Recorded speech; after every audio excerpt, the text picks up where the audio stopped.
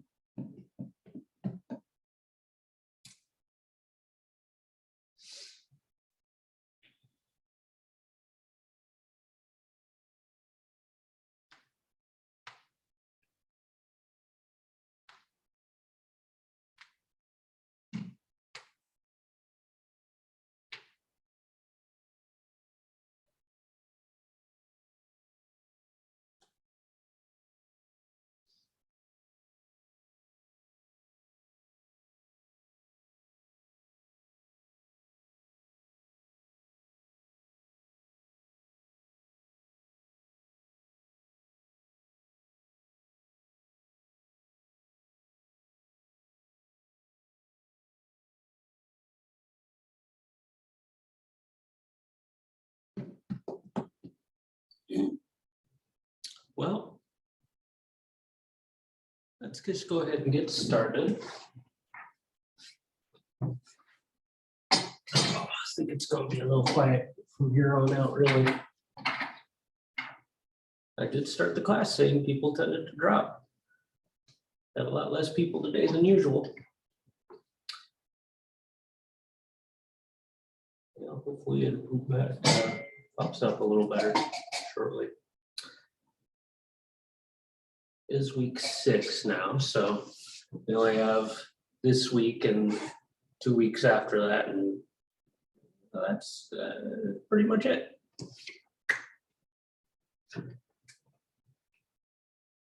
All right. So not a whole lot today. Today we're just going to be covering scientific notation and review of the last class. Now, don't be thinking that that's going to be the nicest thing ever, because honestly, if I just put one thing right here, you know it's going to be big. So we're going to have fun with this. Basically, it's like a useful application of exponents. It's a very useful application of exponents. Okay. So I made the review from the last class pretty short. So of course we've been doing tons of stuff with exponents and roots.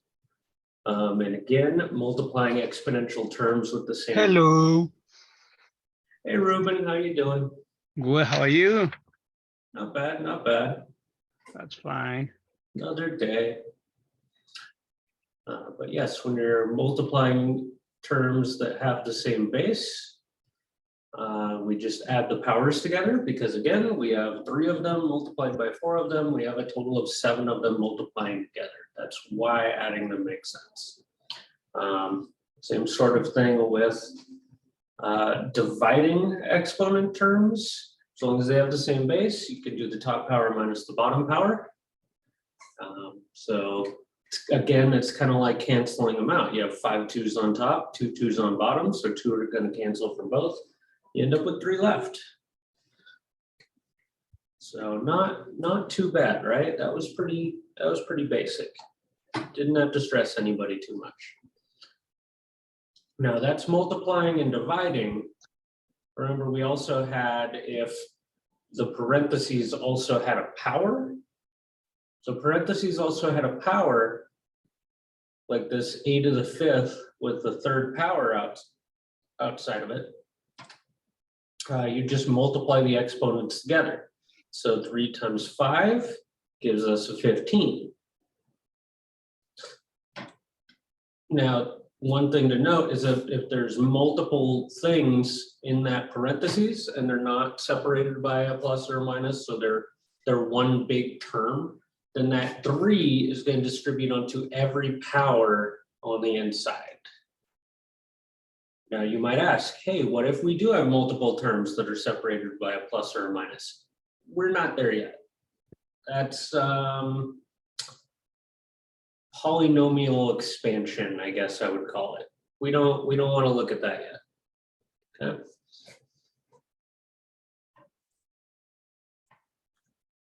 And negative exponents. That one was pretty simple to solve. Remember, all of those were mostly just flipping the negative onto another side of a fraction bar. After that, we would just use the rules as we were used to them. So like if there's a power on the outside, if we're multiplying or dividing, etc. We use the same rules that we have up to now so far anyway.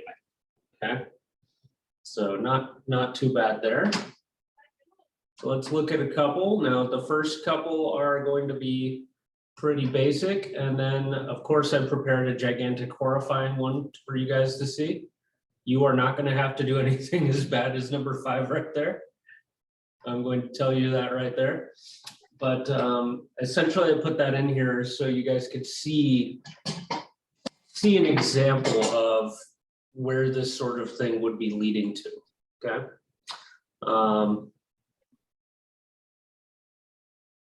Actually, I think I could shorten it again because number 4 there doesn't really, well, it's fine. Let's do a bunch. Any questions or clarifications you guys need on those review slides at all? Ooh, this is new stuff for me. Oh, it's good stuff. It's good stuff. We see. Hey. I had to do it again. Did you? Yeah. How you doing? Good, better. Yeah, Feeling a little rusty. I know that feeling.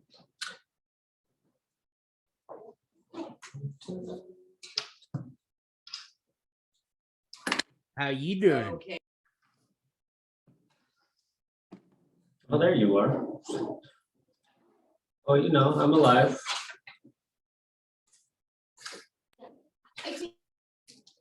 Everybody happy to be here?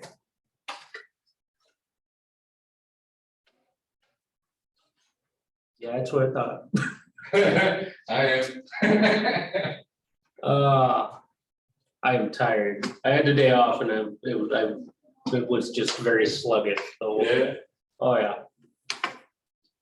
Now that I'm starting to feel a little more energized and everything, it's gonna be time to go back to work in the morning. It's okay, vacation starts Friday. Friday. So you're gonna make it Thursday? I am going to keep the class going on Thursday. I talked to my friend over at GameStop and they're getting enough that, and I'm essentially getting one held for me because I'm one of their best customers. Makes sense. Every time I go in there, I pre-order like 10, 15 games. I even got told that like when they get a random tiny envelope in the mail that says next day air on it and it has one game in it, it's like, oh, this is a Ben game. I'm just used to that. Well, no, hell yeah. All right. Let's continue. So far, all you've missed is the slides with the explanations. I took basically all of the exponent stuff from last time, and we're just doing these couple of examples because I want to get into the new stuff. Okay. And I did make one giant horrifying one because of course I did. I'll make it look horrifying. Yeah, it's great.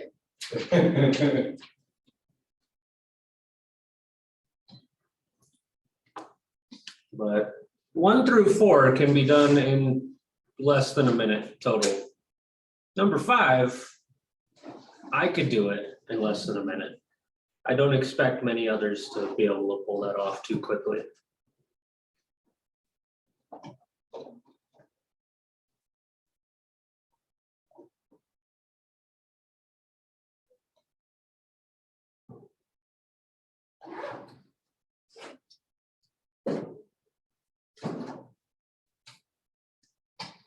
All right, so I've got them all written out. Jump over to .cam. So we have 6 squared times 6 to the 7th. Now I have this one in parentheses, but remember, if nothing's acting on that parentheses, it's just a thing being multiplied and there's nothing outside of it, we can drop that parentheses. We don't need it. Now, we don't necessarily need a step showing that we're dropping that parentheses. That's not necessary.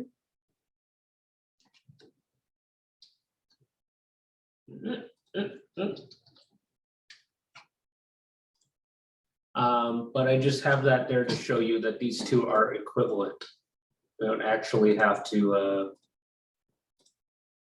show that. Now, at this point, since both of these have the same base, I got 2 of them multiplied by 7 of them. Remember, that's a total of 2 multiplied by a total of 7. How many are being multiplied together? A total of 9 of them, right? So that's why we add the powers.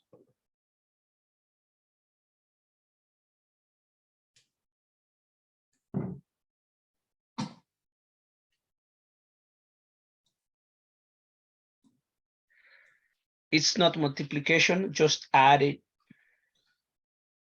Well, that's the thing. We don't actually have to go to the trouble of showing any multiplication. Multiplication is happening here, but the way that we're doing it, the way that we're dealing with these exponents is we're just grouping them together. We're saying we have 2 here, we have 7 here, so we have a total of 9 of them being multiplied together. Multiplication is still happening because if you remember, exponents are like shorthand for multiplication.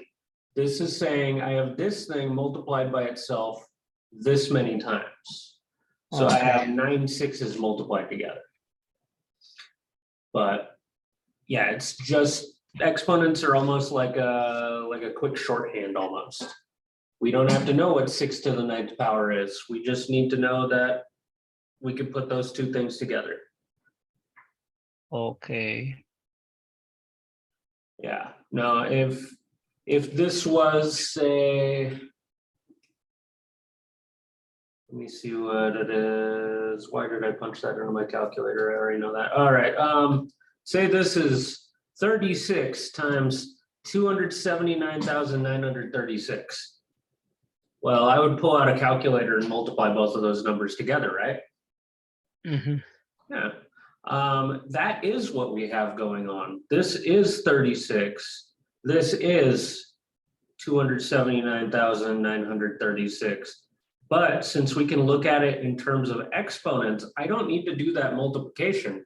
I can have these broken down into their exponential forms and then just cram them together in that form. This gives me 6 to the 9th, which is probably horrifying. We get 10 million and change. So, you know, it wouldn't be too bad to multiply those together, but I mean, at the end of the day, which would you rather do? These 2 things or just adding the powers? Just adding the powers. Yeah, exactly. So it's a little bit quicker that way. And the same sort of thing's basically happening here. We have a fraction, 2 to the 16th over 2 to the 18th. Well, remember, there's a couple of ways you can look at this. You can do it the way I usually do it personally, when I'm doing my own work, where it's like canceling, where 16 of them are getting canceled with 18 of them. And then you'd say, okay, well, how many would be left? Well, if I took out 16 here and I took out 16 here, I would have 2 left down here, right? Well, that's one way to look at it. And that's actually the way that I'm going to prefer to do this one down here. Once I cleaned it up a little bit. The other way to do it is what I like to refer to as the book method, because this is the way that the book tells us to do things, where you just subtract them, you end up with a negative exponent in this one. And remember, when you have a negative exponent, the only way that you can make it positive is to flip it upside down onto the other side of a fraction bar. So since this one isn't in a fraction yet, we knock it down to the bottom of a fraction. If it was negative down here, we would knock it up to the top of the fraction to make it positive. And depending on the situation, you might be done. You might want to say 2 squared is 4, however you want to do it. I'm just leaving everything in exponentials right now, so I'm good with this.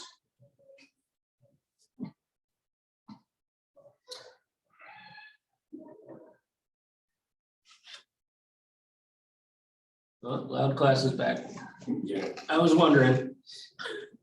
You can't reduce a exponential, can you? You know, that's an interesting question. You kind of can.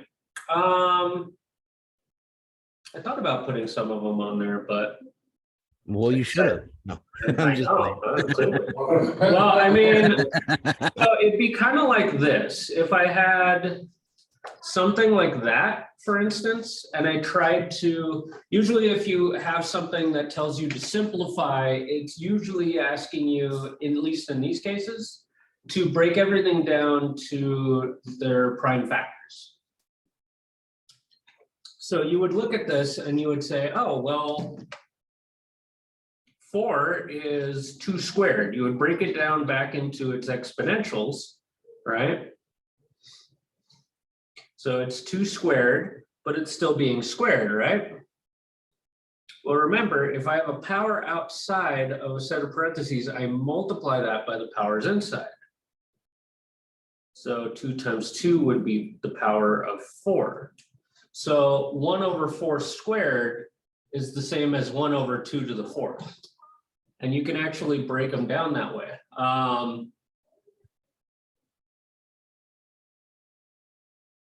What if it was like 1 over 9 or 8 over 27? Well, I mean, at that point, those are just perfect cubes. So you can knock them into their exponential forms, but that's not really going to do anything for you. You might be able to, if these had different factors in them, you might be able to see canceling easier or something, but they're not going to reduce. Just because there's a bunch of 2s, there's a bunch of 3s. I'll come up with something. Okay, okay. Well, I just thought of something that, I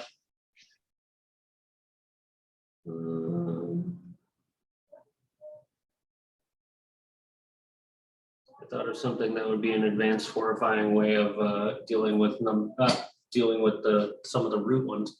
So, you know, we might have fun with that. We also might not, I don't know.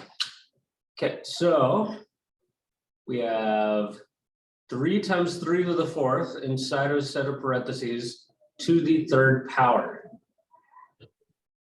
Okay, now the first thing I notice is that these guys already have the same base, right? This 3, I just think of that as 3 to the 1st power. There is 1 3 there, right? And if it's not squared, it's not cubed. There's just a 3. Think of it as having a little 1 there. So if I have 1 3 multiplied by 4 3s, how many 3s do I have total? 4. 4 and 1 is 5. I got 1 here. I got 4 here. I have 5 3s total. That 3 we haven't touched yet. So all we've done at this point is clean up the inside of that parentheses. So we've cleaned this up. Now we have the situation that we kind of had almost up here, right? With that example. You have a power outside a set of parentheses. So it means that you have this thing that many times. You have 5 of them 3 times. If you process what I just said, you could think, oh, that operation would be multiplication, right? So you do 3 times 5, you would have the power of 15. And that's as good as we're gonna get.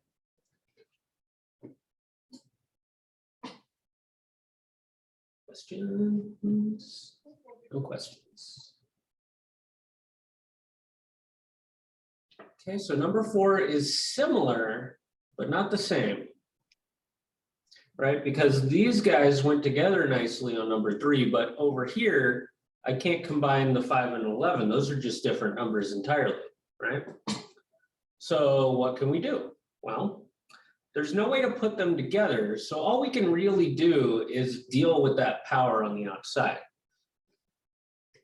So what we have to do with that power, just like this last one, you'd multiply it in, but since I have multiple pieces of this term here, I'm going to take that 2 and I'm going to multiply it by each of those powers, right? So I'm going to have 5 to the power of 3 times 2 is 6. And then 11 to the power of 2 times 2, 4. And there's really nothing I can do to it past that.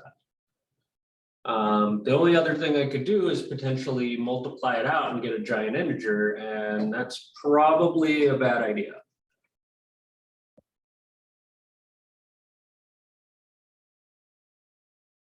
Yeah, if I try to get it out of this calculator, it is too big for this calculator to comprehend. So just real quick, with Yeah. exponentials, the number on the outside of the parentheses, if it's not big, it's small in the corner, then obviously you're not gonna times it to the bigger numbers. You're only timesing it to the little numbers, and that's the answer. Pretty much, yes, because that is an exponent. It's a little guy raised up to the top.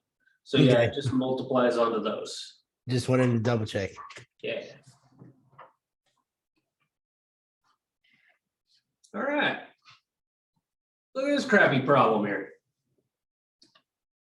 Don't we love it? We have 2 to the 5th times 3 cubed into parentheses raised to a 2 times the letter A cubed all over 3 to the negative 4th power times 2 to the 8th in a parentheses raised to the 3rd power times an A.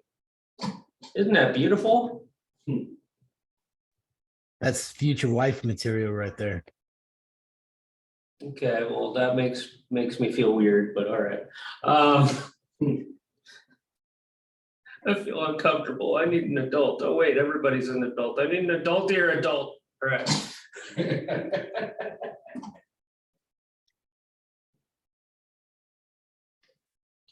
Okay, all right. So whenever you're faced with something like gigantic and you're like, oh God, I don't even know where to start, right? What I usually like to do is I like to kind of say, well, if you don't know what to start, just pick something that you can deal with. Can't do anything with this 2 to the 5th. I can't do it. Like, I'm just going to treat the top here as its own thing, the bottom here as its own thing, and clean them up as far as I can go, right? So if I was to clean the top up as far as I can go, there's nothing I can do with that. There's nothing I can do with that. But this guy in the middle, that 3 with some powers on it, I can definitely do to that what we did with these problems up here, right? So I'm going to leave that 2 thing alone. This 3, which I'm not going to have in parentheses anymore because we're dealing with that power. So we're acting on it. We're dealing with it. You can have it in parentheses if you want. We just don't need it. 2 times 3 would be to the power of 6. And then A cubed.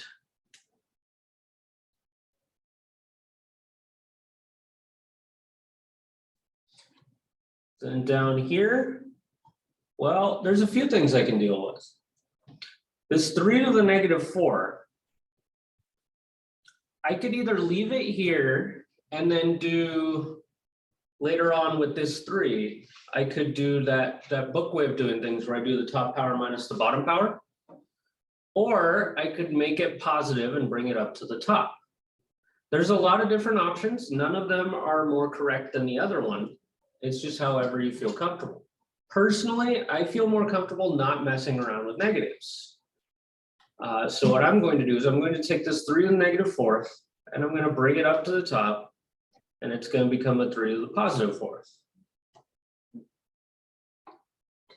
Now, the other things I have down here, we have 2 to the 8th times, or to the 3rd power. We can multiply those powers together, just like this guy up here. So 2 to the 8th to the 3rd, it's going to be 2 to the 24th. That's a lot of 2s. And then there's an A. We can't do anything with the A. Okay. So there's one step, and it might not look simpler, but it definitely looks like something I can work with. So again, there's multiple ways of doing these problems. The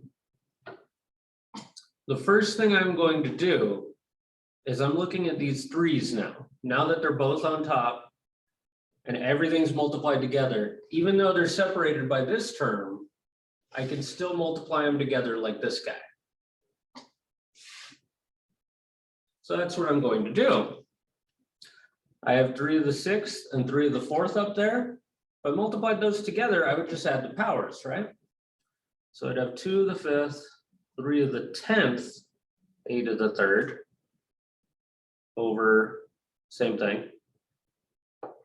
That didn't change. The only thing that changed here was that 3. Okay, well, it's looking a little simpler than we started with, right? Don't take it all in at once. Don't look at this and be like, oh God, this is a giant, big, ugly thing. Just take it as little pieces. Every one of these steps, you're taking a little bite out of this thing. I have a question. I have an answer, hopefully. Are we just like reviewing what we did last week? Yeah. Right now? At the moment, I'm just doing the review stuff. Okay. Yeah.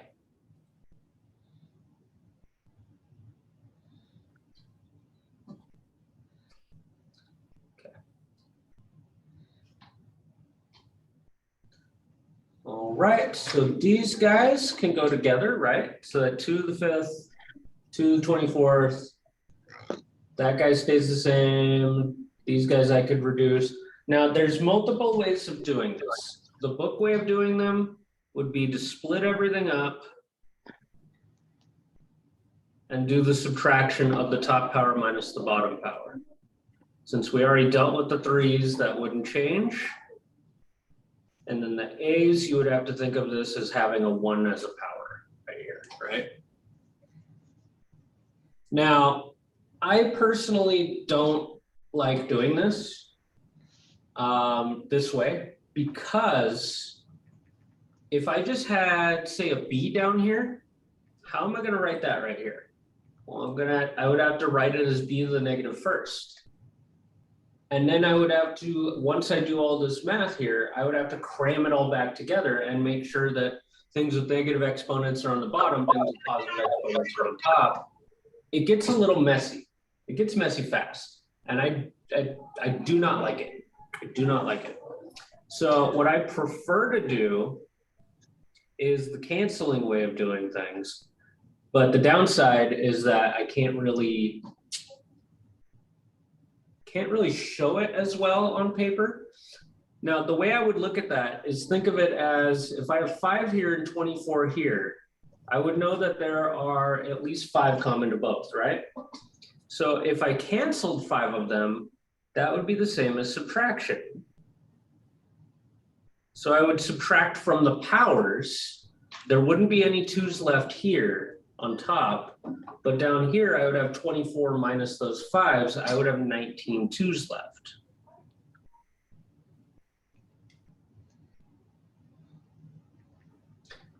The threes, again, we've already dealt with them. And then the A's, if I was canceling them, they each have at least one in common, right? There's an A here, there's 3 of them here. So that 1 is going to cancel with one of the ones from the 3. And I would have 2 left here and none left here. So I'd have 2 A's left on top. And if I look at it that way, then I'm done.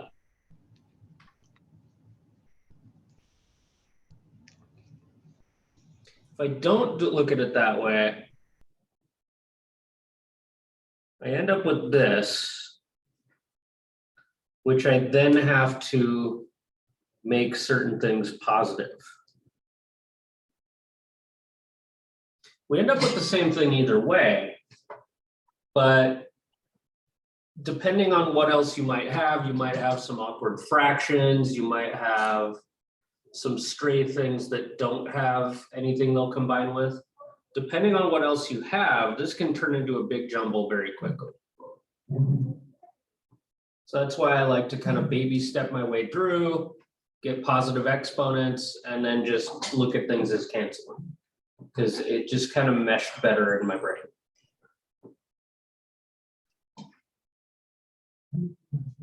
So again, you're not gonna have to do anything that complicated.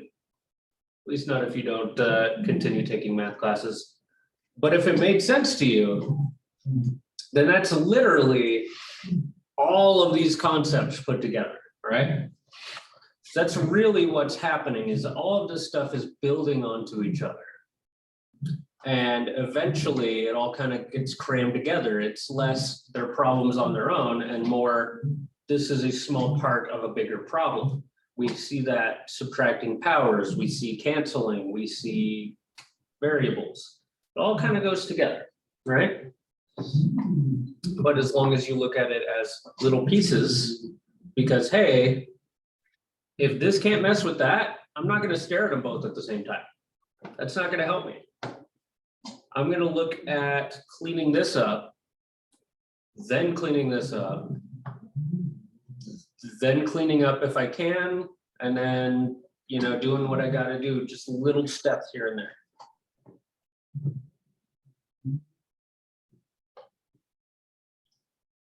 All right. How do we feel about exponents? Do we love them? Okay, Except the last one. Ha. that's fair. I respect it. All right.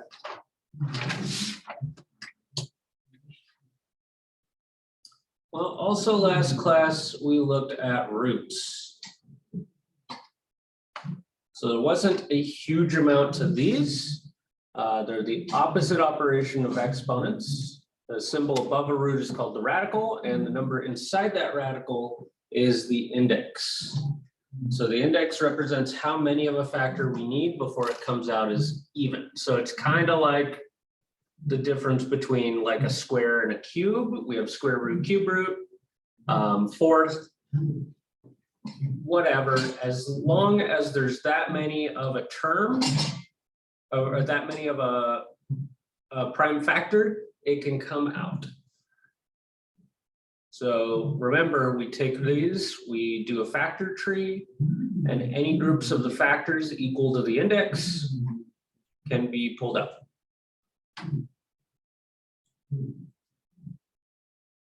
Hey, look, we got problems.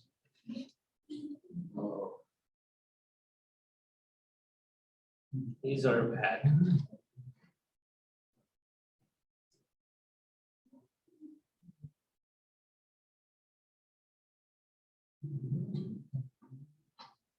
They look familiar though.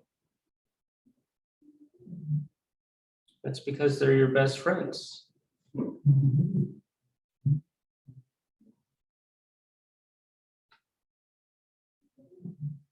That's not going to be enough room for that. Yeah, so that number 5 I put there is just an algebra problem using these. I just wanted you guys to see one of the applications of these guys.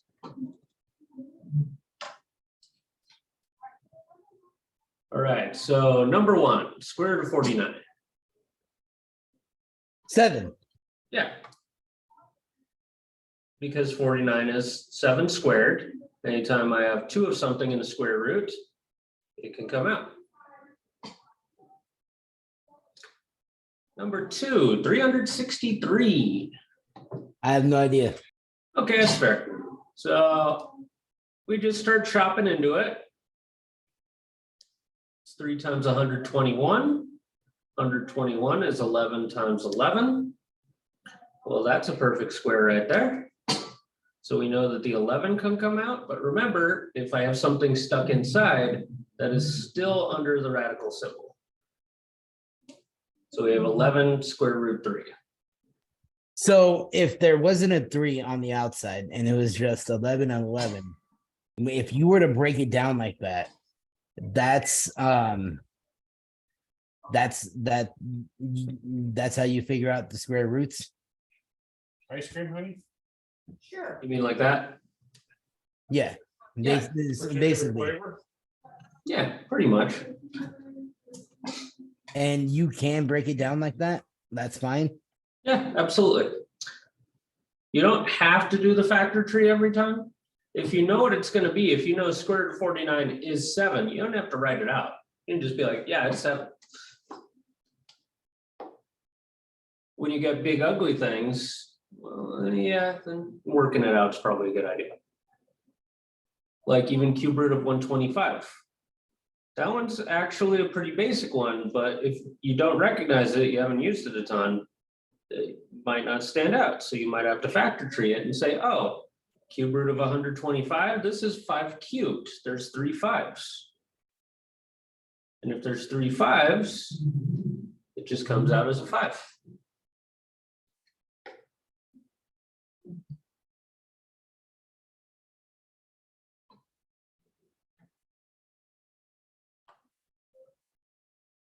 Not remembering to box my answers.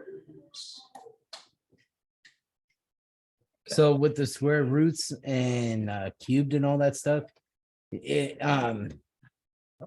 obviously you don't have to break it down in the tree, but if you break it down in the tree, if you get the same number, then that's a perfect square or a perfect cube.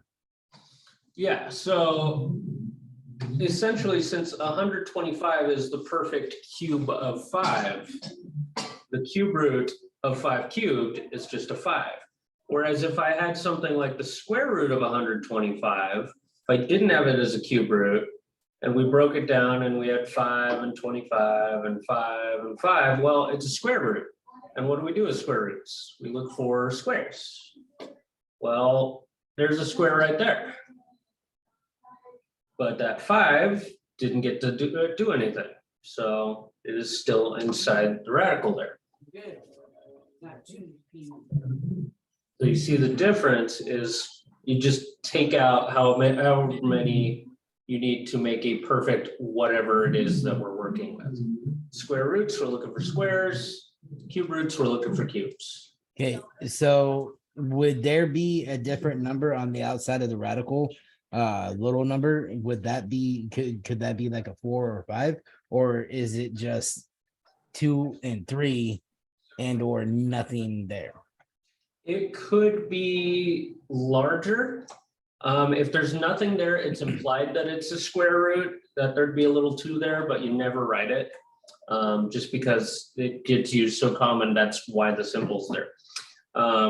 But yeah, you can have like the 4th root of anything, say 16, which is 2 and 8, 2 and 4, 2 and 2. Well, that's 4 2s.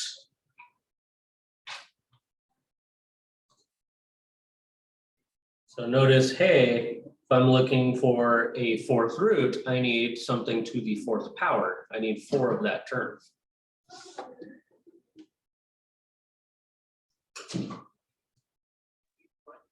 Okay, I think I get it. So it could be any number outside of the radical. Mhm. And in order for it to be that number, it has to be, when broken down, it has to be the same. Yeah, you have to have that many of it, yes. If that was like a 5, then it would be you had to have 5 of them pretty much in order for it to be a perfect square. Exactly. And yeah, if this was for instance, if this was the 5th root of 16, then we wouldn't be able to do anything with it because we only have 4 2s. And so So the it would answer just would just stay. be 16 to the 4th power. What was that? Nothing. Okay. That works too. I get it. I understand it now. And breaking it down in the trees actually makes square roots and cubed roots really easy. Yeah, I don't know why it's not taught this way because they teach square roots and cube roots very differently from each other. And usually on different days. So like the idea of one isn't fresh in your mind with the other. And it just, like when I was growing up and I learned square roots, I was like, okay, I could do this. And then when I learned cube roots, I was like, this is a lot harder. And it's like, once I got older and I was good with this stuff and I understood it, like truly understood it, I was like, why the hell is this taught in a way where one of them is hard and one of them is easy, and then you're terrified of anything bigger than a 3? This like literally does not really come up. The chances of you guys seeing a 4th root or a 5th root or whatever, pretty much 0. But the reason that I cover them is to show that, hey, if I use this method, I don't really care what the index is here because I just know that's how many of it I need to come out. Why does it need to be harder than that? It doesn't. That's stupid. So I don't know. I find this to be an easier way of doing things than a lot of methods I've seen. So I don't know why they do it that way. Okay. How do you figure out like when you were breaking down number 2, 363, and then you broke it down in the tree, you automatically just put the 3, and then like with 125, you automatically grab the 5. Say you weren't as intelligent in math like you are, right? And what's the best way to figure it Hey, out? if I have no idea where to start, what do I do? Yeah, how do you figure out how to break it down like that? That's why I got this thing here. Because I don't remember what I multiplied together. I'm pretty sure there's 3s and 7s in there somewhere. But I just threw a bunch of numbers in my calculator to make this up. So if I have no idea where to start, I kind of strategize. I think, okay, well, it's not even, so it's not divisible by 2. It doesn't end with a 0 or a 5, so it's not divisible by 5. So I can immediately, since every even number is divisible by 2, I can knock off all even numbers as an option. I can knock off 5 as an option. So I have other options. I have every other prime factor. And I start thinking of prime factors. What do I got? I got like 3. Like I could actually just start writing things out.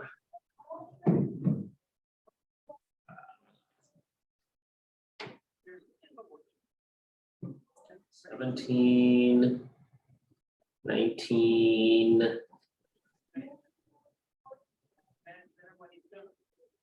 23. I mean, there's a lot of prime factors. But what I start doing is I start ruling stuff out and I work my way up from the bottom. Because usually, at least on these problems, it's going to be in here, right? It's going to be something kind of basic. But if I can rule out that 2, then I can rule out 4, 6, 8, 10, 12, etc. I just ruled out every even number that way. So like your main culprits are usually going to be like these ones right here.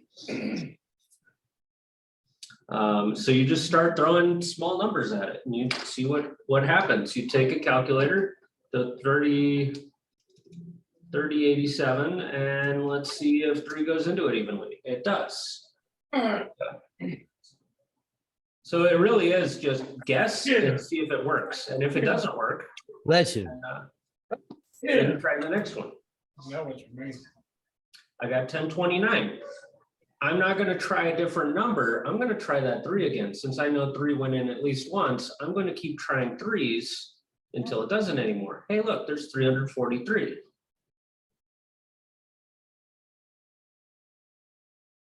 Okay, I might try 3 again. Let's see what happens. Oh, well, we got a decimal, which means it didn't go in evenly. We're out of 3s. So my Would it- next option might be 7, right? Would it be safe to assume that since there was a 9 at the end of the 1029, that it's automatically divisible by 3? I wouldn't say so. I wouldn't say so, because it just depends on the other digits, really. There's certain tricks of being able to do it. Like there's ways of narrowing it down, but every time I've learned one of those, I've always said, at least for the purposes that we're doing right now, it's pointless. Because there are methods of finding ways to do it, but it's not actually useful unless this is like 6 or 7 digits. Oh, good. That always bothered me, and thinking, I think it was like trigonometry, but there was one thing that always bothered me where you had to find a range of potential answers instead of the answer.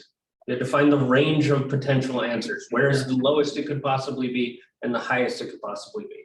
And it makes perfect sense if you're dealing with something gigantic.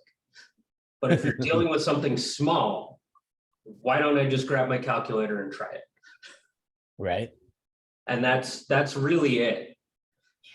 Is, yeah, there are methods of doing this, but honestly, the easiest way I could tell you guys to do it is literally just grab a calculator and start throwing stuff at it. You know, see if it's divisible. If it's not, cool, go with the next number. Right? So that's about as bad as it needs to be. Now, this guy is 3 times 3 times 7 times 7 times 7. I did not give myself enough room, did I? With the hamburger patties.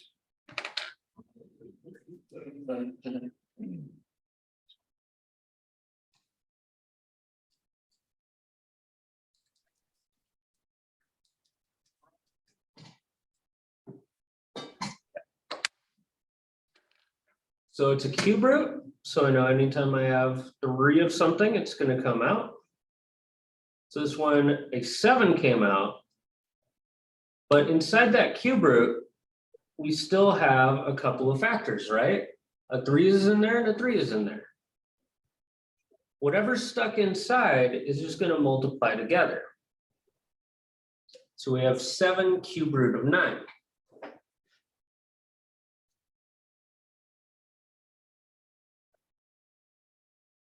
That's it. That's the thing.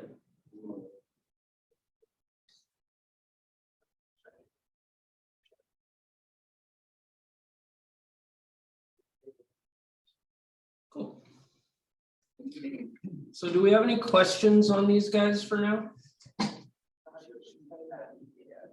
Now I've got one more example showing you an application of this.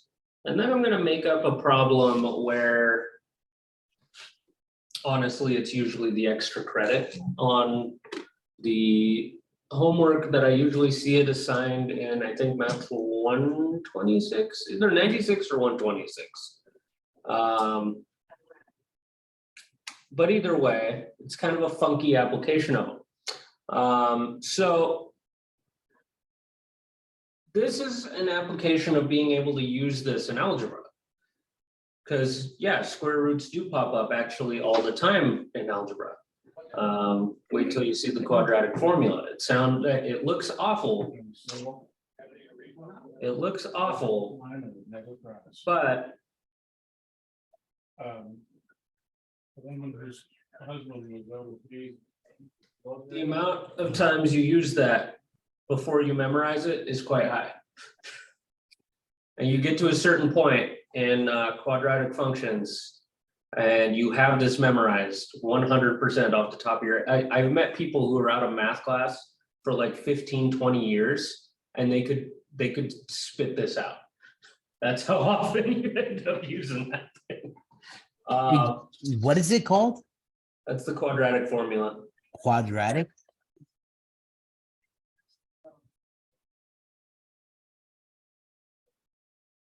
Yeah, I think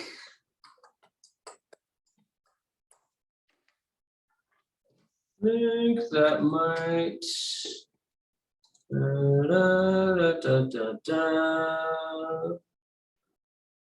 Need to do a quadratic formula.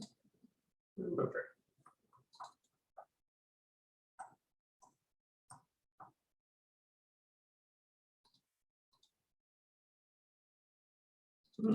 Yeah. Quadratic formula is in fact in this level. It's just we're a little ways from that. And by a little ways, I mean we're pretty decently away from that right now. But yeah, this is something that you would actually use at high school level. But the problem is you get assigned like 80 problems over a couple of weeks. Like every time you do more stuff, the quadratic formula comes up. And even when I'm in like calculus or something, the quadratic formula comes up. This formula comes up constantly. And I could just spit it out as much, like I worked at GameStop for a decade. I could spit out the phone greeting really quick. Like that's ingrained in my brain, and so is this. Anybody who goes through a class with that, it gets stuck in your head. But it's useful. And the reason I wrote that down is because look at this big ugly thing. Oh my God, it has a square root in it. Whoop-de-doo. Now you might say, what the hell is this used for? And that's used for anything.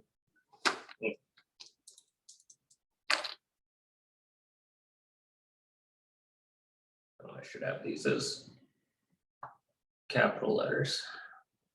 But any quadratic formula of this form, this would be called a quadratic. Any quadratic of this form, you can actually take the A, B, and C numbers, throw them at this, and with that plus or minus, take one as the plus, take one as the minus, and you have two answers for X. It does not matter what numbers are here. This could be 5 billion, this could be 500. I don't care. It will always give you the answers. Just spit it out immediately. So you get to a certain point and you're like, I don't want to deal with this. Just throw out the quadratic formula. It's one of those things where it's like, I don't want to deal with this. I'm going to throw it at that. It looks horrible. It's not. It's like 2 steps. But with baby steps, applications. Here's an application. I have the square root of 2x is equal to 6. Now, if I was to try to get that x alone, well, it's under the radical. And right now, that's a square root, right? But nothing underneath is a square. So I can't pull it out. How am I supposed to get x alone? Well, remember I said that square roots, that roots in general are the opposite of exponents, essentially? Well, a square root is kind of the opposite of a square, right? Well, what you end up doing, and I'm going to write it as a separate step, just, for note purposes. But what you end up doing is you end up squaring both sides. Algebra, anything you do to one side, you do to the other. If I square this side, I square that side. Well, what happens if I have a square root squared? Cancels out, because this is the opposite of that. So you end up with 2x is equal to, well, what's 6 squared? 36. You divide this 2 off, and you get an answer.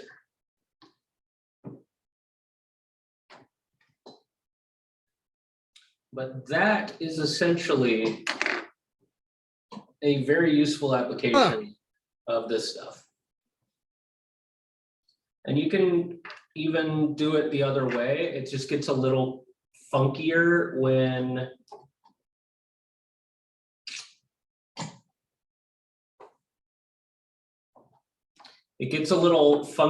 if I have that, for instance, because, you know, I could do the same thing. If I use the square to cancel out a radical here, I can use a radical to cancel out the square here. But the thing of it is, when I do that, what squared is 5? Well, it'd just be the square root of 5, right? We can't really clean that up at all. But the thing is, the negative would also work, because -2 times a -2 is a +4, right? So if I said, what's the square root of 4? Well, it might be 2, but it also might be -2, because -2 squared is a +4. So the tricky part is when you square root a square, you end up having to add a plus or minus. Now, that's just something that we're not going to get into right now, but you add the plus or minus to basically cover your bases. Hey, it could have been negative, it could have been positive. Now, do I want to actually show you the funky thing I was going to show you? Yes, you do. Because believe it or not, I haven't. Come on. This just popped into my head. I was like, what else? What formula uses square root? Oh, that one. I had to think for a second what it was called. I did not have to think for a second what it was. just saying. Yeah. Here's a weird example. And this uses something a little bit more advanced of a application of roots.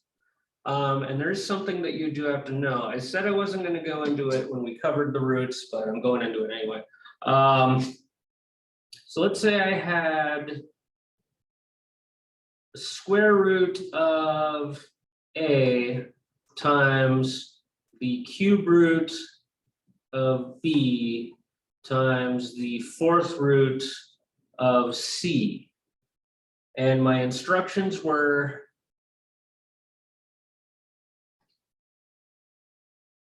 combine under a single root.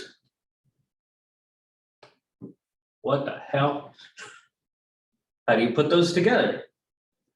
You can't, right? Well, you kind of can. And it actually is going to take one concept we're not familiar with and another concept we are familiar with.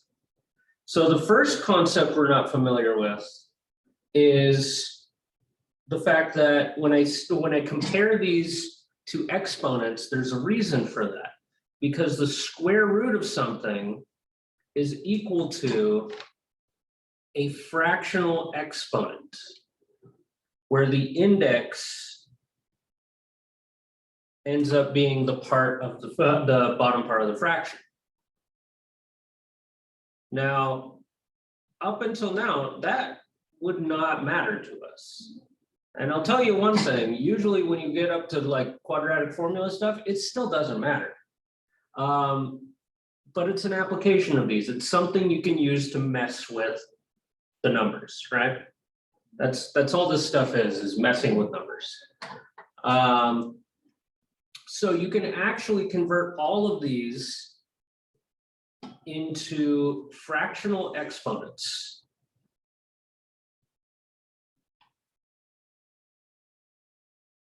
And the index ends up being the bottom of those fractions. Now it does get messier if I add a power inside of any of these, but we're not going to get into that. But there actually is a very decent way of getting these to be under a single root from where we are right now.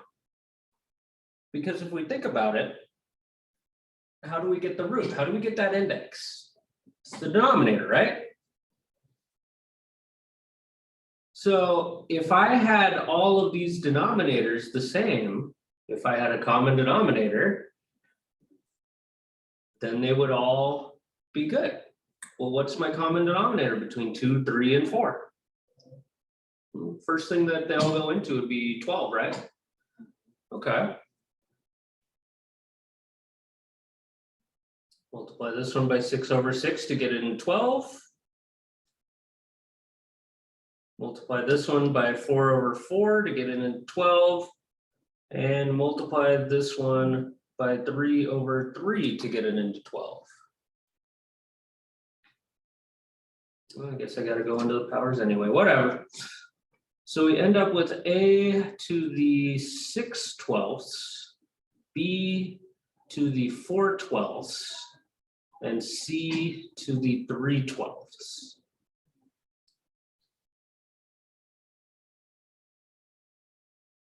Now it's time for magic trick. Now, normally there's a step in between here. I'll show you that. If we look at this and we say, hey, now that they all have a common denominator, we can do something very interesting. We can take that out as a common factor of those powers.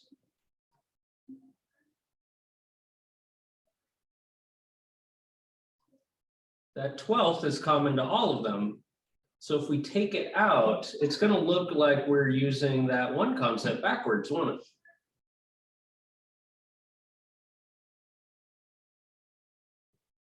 Well, now this whole thing is to a power of 1/12.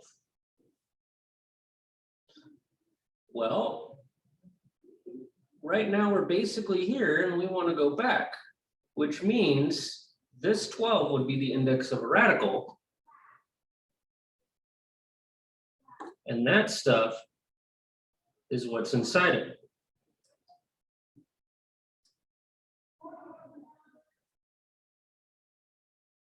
Isn't that weird? That's freaking weird. That's usually, it's not exactly the same, but I'm pretty sure it's so close to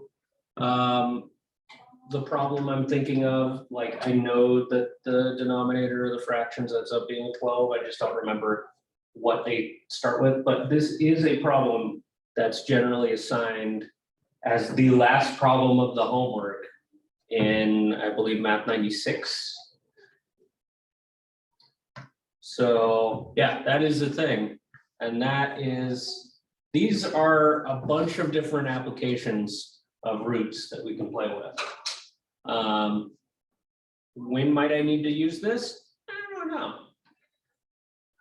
Somebody made it up. There's going to be a reason they did it.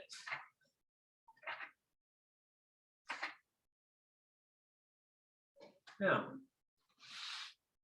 don't you wish we were just looking at that now? That's how math works. It gets uglier and uglier.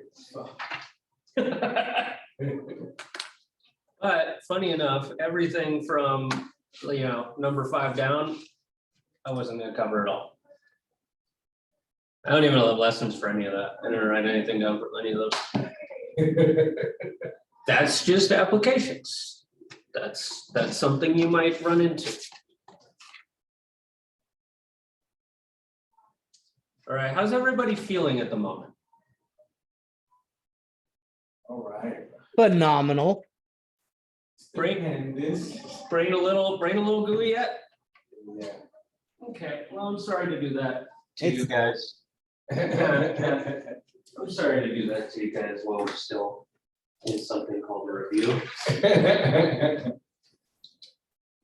Oh, you're welcome.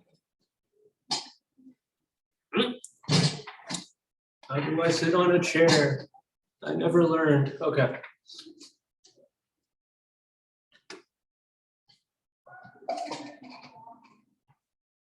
So even though I just covered a bunch of new stuff, let's look at new stuff. Yay. Scientific notation.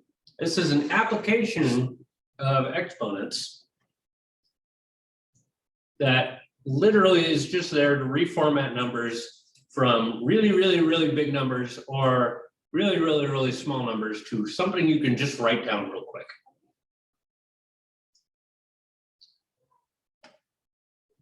And the idea is that you're taking advantage of the fact that if you multiply something by 10, you're basically adding a 0 to it, right?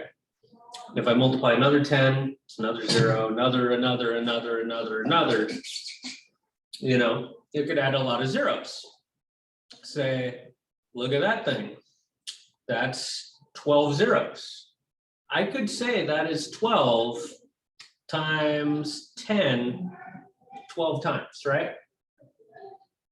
That's exactly the idea of scientific notation, is we're just taking something with a long string of zeros one way or the other way, and we're chopping off all the zeros and we're finding a way to write it with a power of 10. So smaller numbers, well, if I had to get something to be a tenth as small, I would divide by 10, right? Divide by 10, divide by 10, divide by 10, 10, 10, 10, 10. There we go. Well, when I divide by 10, that's also, I could look at it as multiplying by a negative exponent. I could say that's 10 to the negative 1. It's the same as 1/10, right? So this would be 10 to the negative 1, 2, 3, 4, 5, 6, etc. Well, you can see the exponents starting to build from this, right? So scientific notation is always written in two parts. You have just the digits that matter, where the decimal point is always placed after the first digit.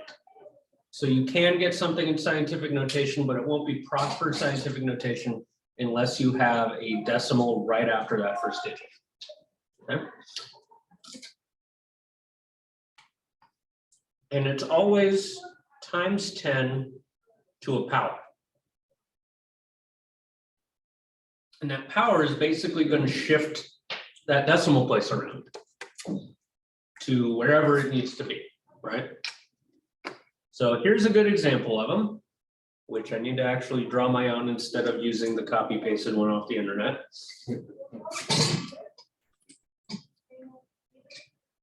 I have every intention of using this class, rewriting everything, putting it into a desktop publishing software, and making it into a book and just giving it to everybody for free. Why not? Then nobody, like, Big bet. No, you won't. dude, I don't even care. No balls. Departments like mine have to spend a stupid amount of money on all these textbooks and stuff, you know, those little green books that get handed out, those cost money. So if I could put something together that covers all the same concepts in a way that I like to explain them, I'd rather do that. And then you could go down to the copy shop and have one printed out for like $5. Boom. I like that idea. So why not do it? Because I'm lazy. You can do it. All right. Okay, so I'm just gonna embrace being derailed here for a second. Yeah. I'm gonna embrace being derailed here for a second. That's a project, and I love projects, right? I love tinkering. I love learning how to do new things. I love my Nintendo Switch. Hey, I just, my daughter plays it, but I just downloaded the Super Nintendo stuff, the old game. Super Nintendo, you say? Oh, shoot. I'm trying to get in Nintendo 64. Huh? I'm trying to get the Nintendo 64 for the 007 game. I want to show my son what a real shooting game is. See, now here's a cheap thing that I did on my main Switch, because I bought another Switch today. This is that. Here's a cheap way you could do this. You know multiple people who have Switches, right? Set up a family plan. The thing with the high tier with the N64 games, that's 60 a year. Family plan is 80 a year. You know how many people you can have on a family plan? 8. So how many are on yours? 8. And all of the other 7 gave me $10 each. I've been hesitant on that, and I was like, man, I'm gonna buy that this weekend. Yeah, split it. It doesn't matter where you are. Somebody on the other side of the country is on my family plan. You split it with a bunch of people, and it's 80 divided by however many people you can get to go in with you. And that's the one, and the whole reason why I downloaded it was for the Nintendo 64 one, but Mhm. I have to pay for that.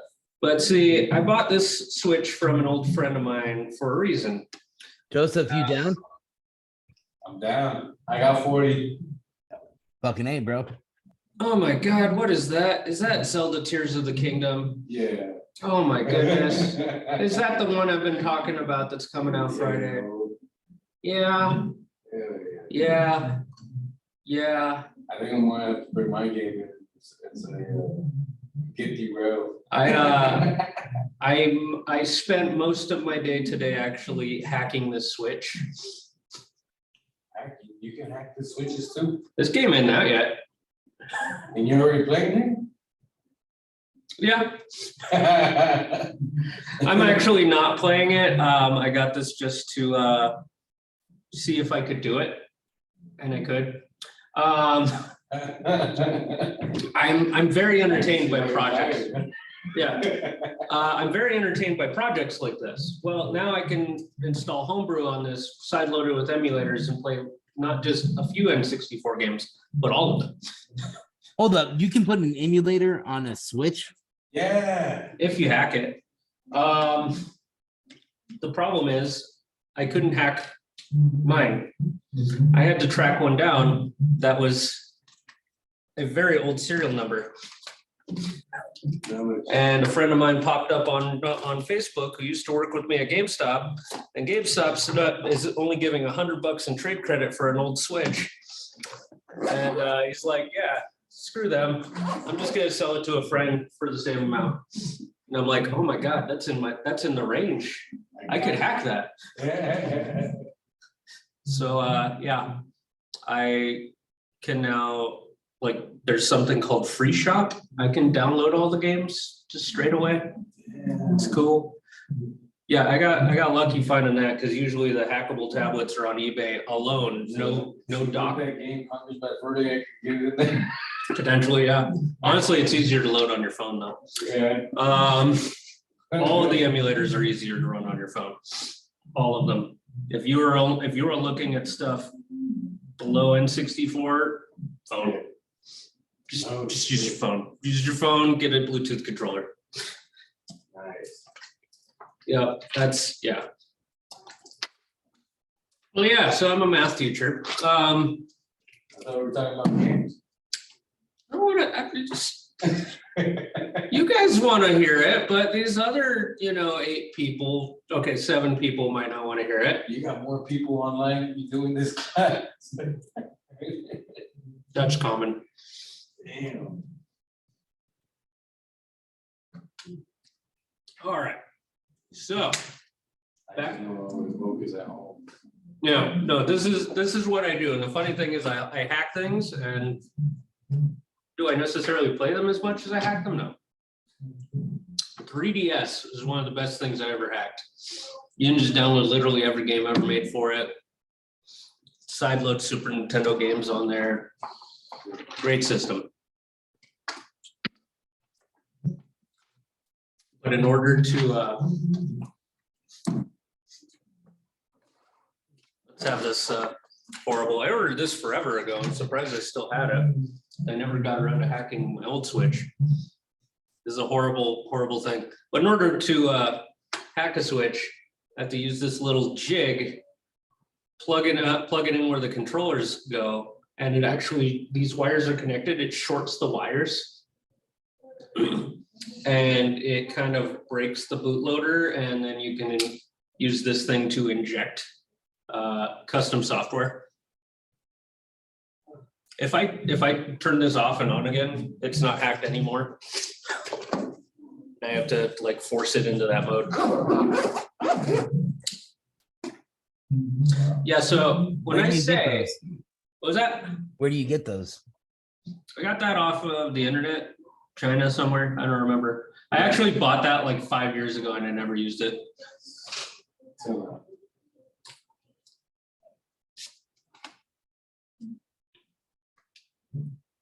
But it's actually a decently complicated process. And I had to make very sure that I had a hackable switch. Because if you don't, then you get to micro solder stuff to the board. I'm not good at that. So when I say that I was the nerdiest GameStop employee, that says something. It says something. All right. Now that everybody's been staring at scientific notation for long enough, let me actually explain it. I felt like we needed to be derailed a little bit because I went a little too in depth on those roots. So I think everybody needed to decompress for a minute. So this is an example of how we would write this in scientific notation. Let's use this little spotlight thing. You guys can probably see the little laser light on your screens now. So we're writing this thing in scientific notation. So the number part of scientific notation has to be one digit, point, the rest of the digits. That's how I explain it usually. So we know it's the only numbers here that matter are gonna be that 4, 3, and 6. So it'll have to be 4.36. So we have to take the decimal where it is right now, and we're going to count how many jumps it's going to have to take in order to get those. Every one of those is us dividing by 10, divide by 10, divide by 10, etc. So you count, you just kind of hop between the digits. And in this case, it's 11 of them. So in order to get that decimal from where it is to after that 4, it has to jump 11 times. So the power on the times 10 to a power part of the scientific notation has to be a negative 11 because we moved to the right 11 times. Now there's this whole thing I usually go into about this is how you do it to the left, this is how you do it to the right, and then undoing it, it's the exact opposite. And that always scrambled my brain and I could never keep it in check in my head. So honestly, the way that I like to remember it is negative power, tiny number. Positive power, big number. And I kind of like mentally think, oh, where's the digit gonna go or decimal gonna go if it's a big number or if it's a small number, you know? That's how I work it out. It's not exactly the most proper professional way to do things, but I also don't care if anybody does things the proper professional way to do them. I just want them, you know, done correctly. Do what you got to do until then. Now, since this is a small number, since it's moving to the right, that's why it's a negative 11, because every time we hop this way, since it's tiny, you'd be dividing by 10 to get to that point, right? So that's how you convert to scientific notation. How do you convert out of it? Same thing, the other direction, right? So if you have 4.2 times 10 to the negative 7th, you would take your decimal point and you'd move over 7 times to get that decimal point where it needs to go. Since this is a negative power, I'm thinking, okay, this is a small number, so that decimal point is going to go to the left, right? If this was a positive 7, I would think, okay, it's going to be big, so that would have to be going to the right. That's how I like to think of it. If you think of it that way, honestly, it clicks better. In this case, we end up with 0.00, blah, blah, blah, 6 zeros and a 4, right?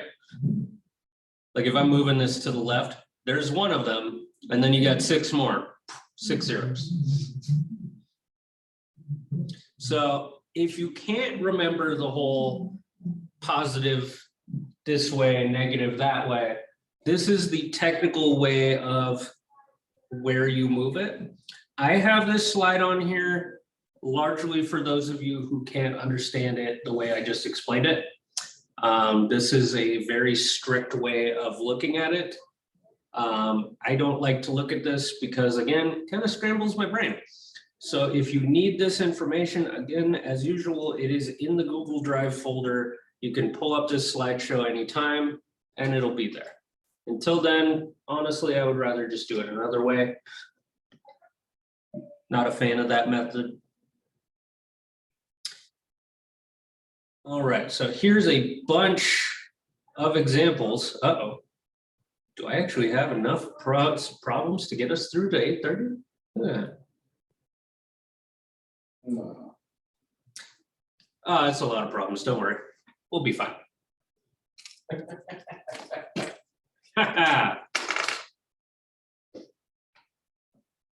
Holy. Damn.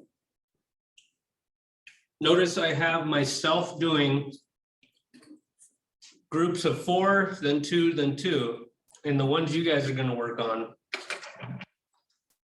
which are probably going to take a little more than 8 minutes, will be 2, 1, and 1. So half as much. It's only 4 problems, but it covers all of the concepts that we just did. The main one there that I have on here that I didn't have as a slide is fixing scientific notation. Because again, scientific notation, you have to have 1-digit, point, the rest. Look at that, fix the scientific notation section. They're not set up right, right? Okay, I'm gonna write these down real quick. Well, I'm just gonna write the first group for now. 5 zeros, 4, 3, 5, 2.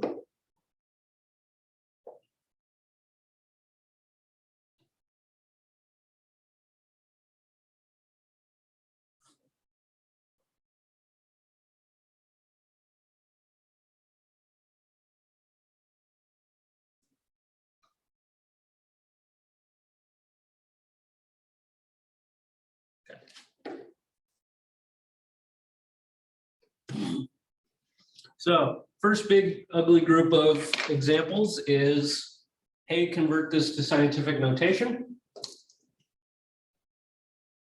Big surprise, I know. So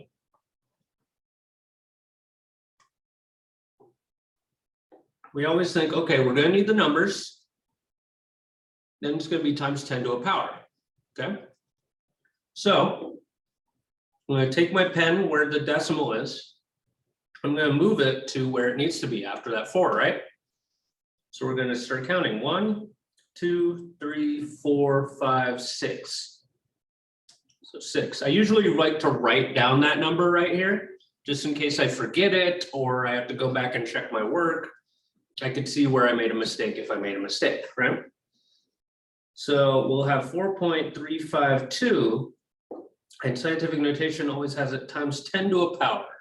Well, it's going to have a 6 on it, but this is a tiny number, so it's going to be a -6. And that's it.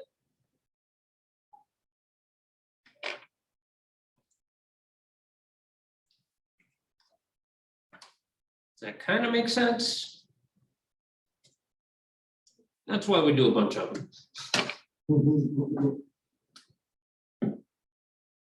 Next one, written horribly. I almost see like a wave of handwriting. No decimal.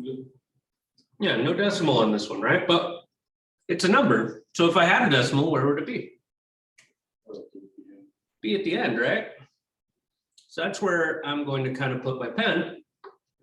I'm going to start jumping over and counting. 1, 2, 3, 4, 5, 6 again. So I'd write out the digits that matter.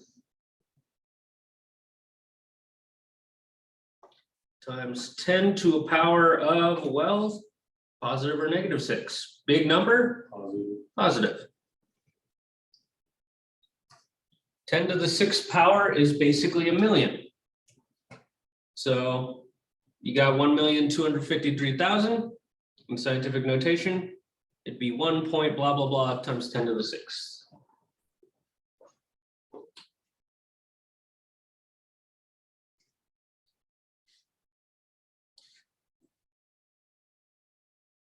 Now, number 3, honestly, is something you'll never see converted to scientific notation. I just kind of threw it in there. 1, the reason being because it has no unnecessary points, right? This is a number rounded to the 3rd digit, or 3rd decimal, I mean.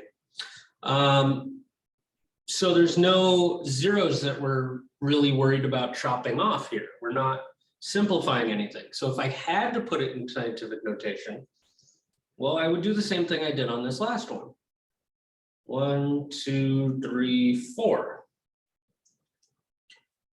Okay, well, the problem with why I wouldn't want to use scientific notation on here is because all of the digits matter. And writing it this way didn't do anything for us, right? It didn't make our lives easier. It didn't make what we have look any simpler. It honestly just made it worse, right? So I just wanted this on here as an example of when you wouldn't use scientific notation. Because yeah, it applies. I can make it work. I just don't want to. That's not useful, right? We have the same amount of numbers, we just have extra steps on writing.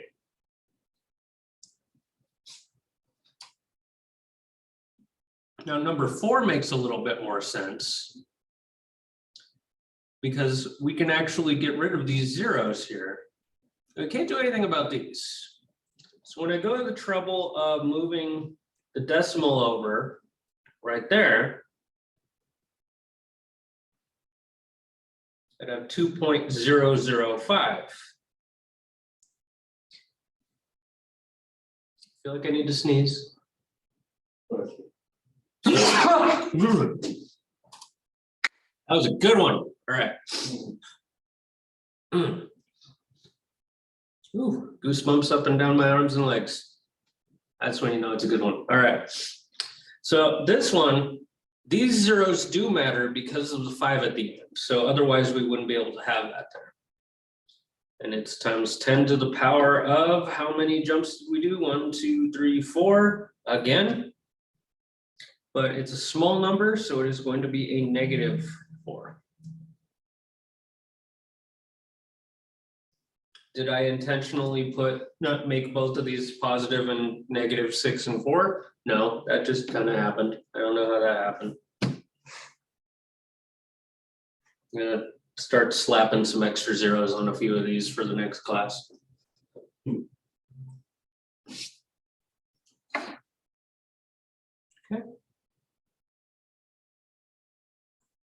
So do we have any questions on these, on converting to scientific notation?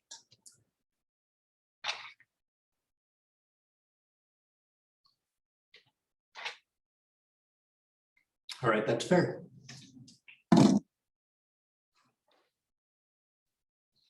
Well, what else we get?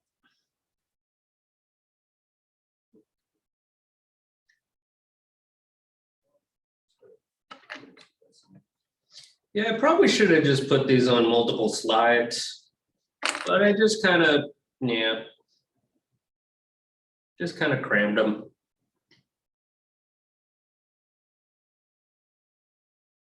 So the next couple, what was that? Yeah, that wasn't my intention.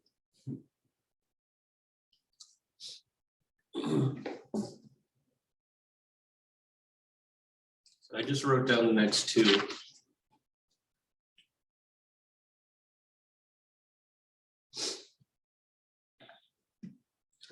Okay.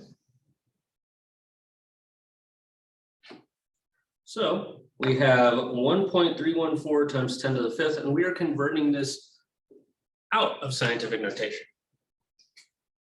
So what we're going to do, we're going to think, okay, well, which direction is this decimal going to move?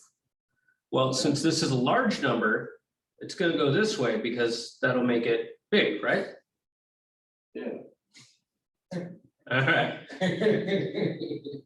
Yeah, we got a positive, big number. So we're gonna make this a big number. What I usually do is I write it out without the decimal and I just kind of jump my way over there. 3, 4, 5. Well, what happens here? Well, anytime that you make a jump where there's nothing there, that's where you're going to be adding those zeros back.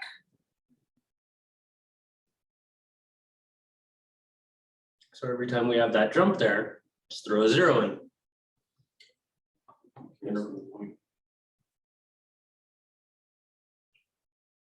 We have 131,400.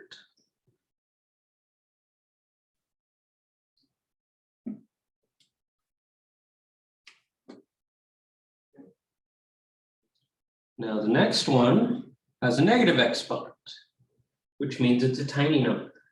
So in order to get it out of the notation of being a tiny number, we're gonna have to go that way, right? Go to the left. So again, I'm gonna put my pen where that decimal would be, and I'm just gonna start jumping. 3, 4, 5, 6, 7. Probably should have given myself a little more room. You'll find that happening a lot on these types of problems. Start filling in zeros. So we end up with, I like to put a 0 in front, 0.1, 2, 3, 4, 5, 6 zeros, 5, 3. You definitely see the purpose on scientific notation with that, right?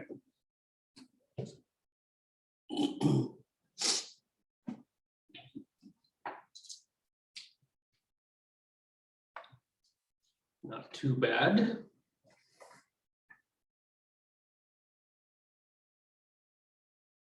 Okay.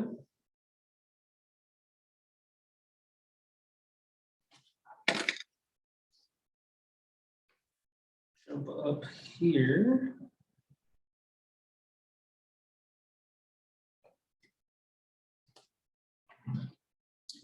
Let's see. Can I get this thing to go away? There we go.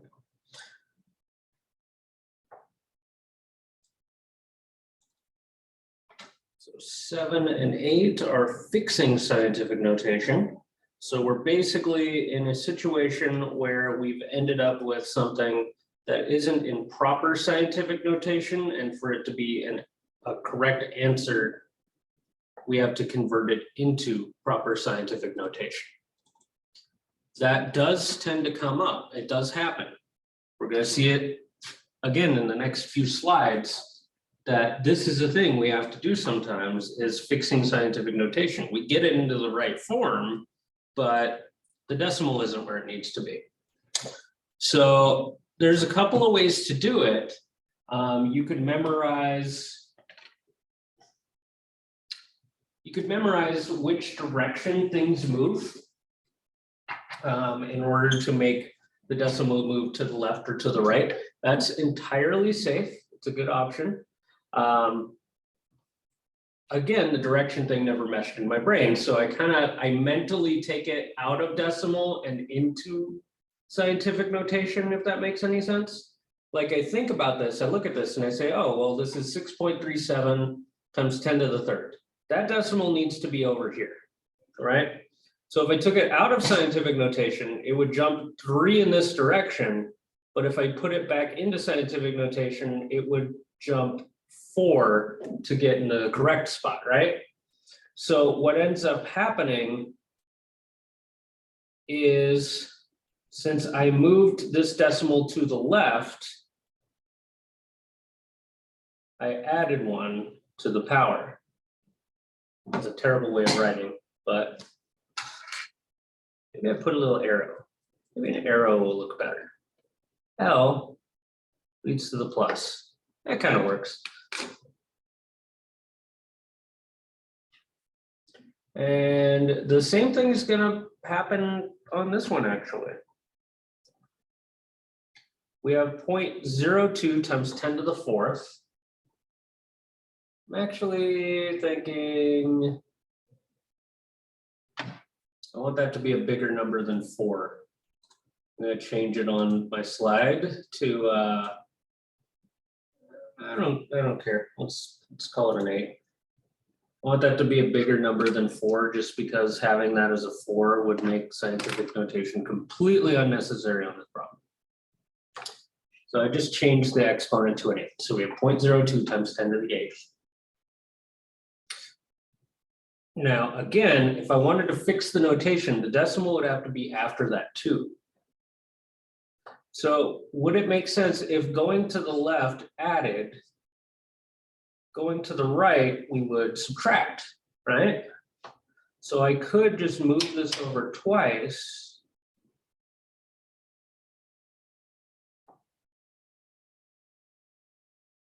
And then subtract that 2 from this power. The other way to do it, kind of like, how I have it up here, is I could have mentally thought, oh, well, if I move over 8 here, to get back to that point, I'd have to move 6. Either way you look at it, you're gonna end up with a 6 as the power.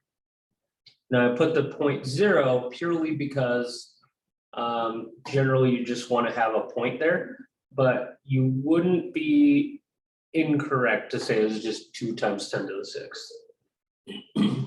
So either way on those.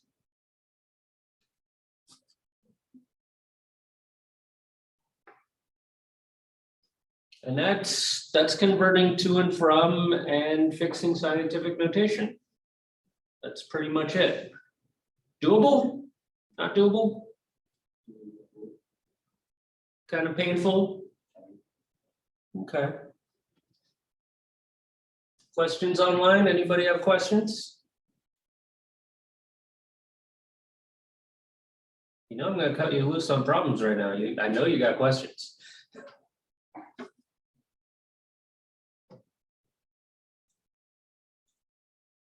All right. Do these. I will give you 10 minutes of Ben shut up time. If you have questions, I am here. Ask them.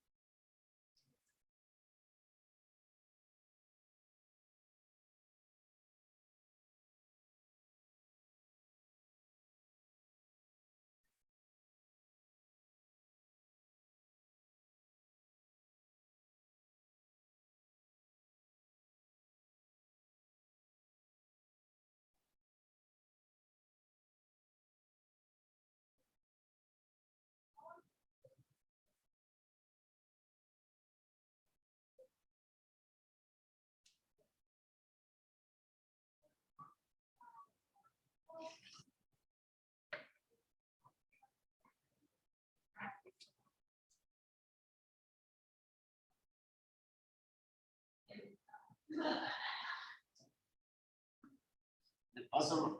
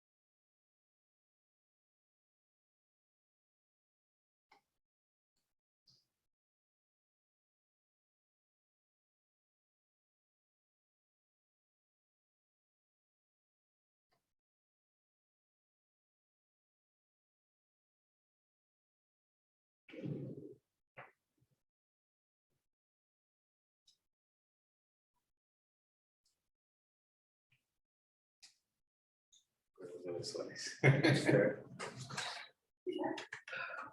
So how did everybody online do? Did we enjoy this? Did we do tolerably?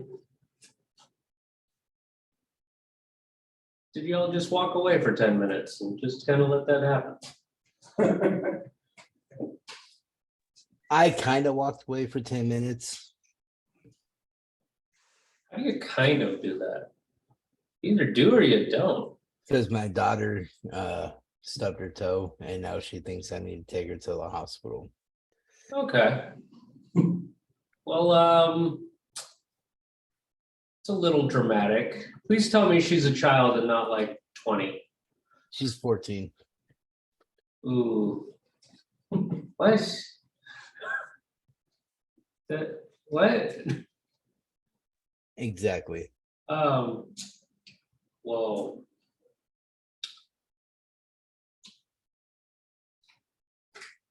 I'm trying to process that.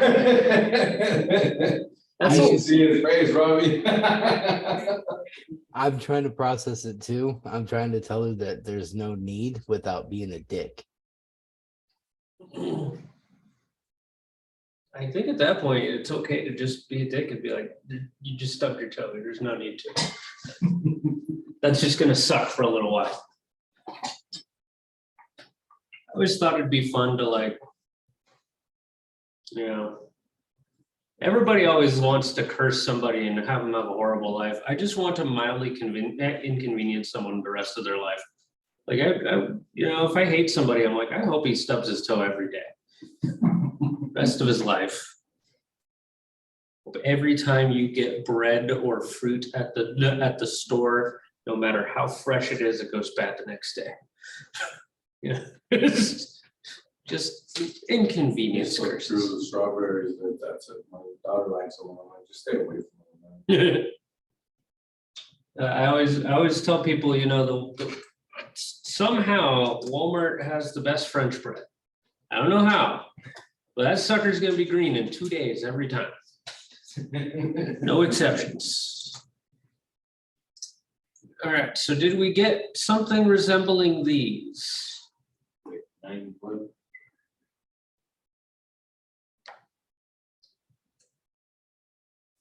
am not opposed to working some or all of them, if questions arise.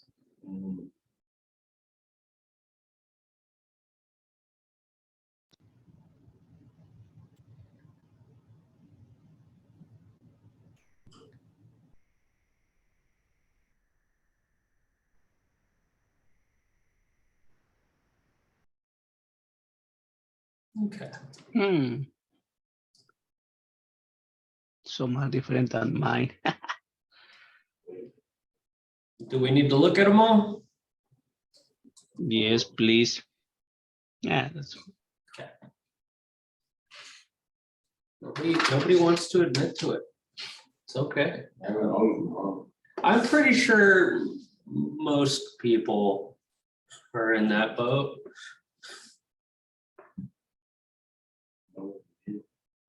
Hmm? It's like, where was I when the whole time you were talking about? It's one thing to listen and understand, it's another thing to do it on your own.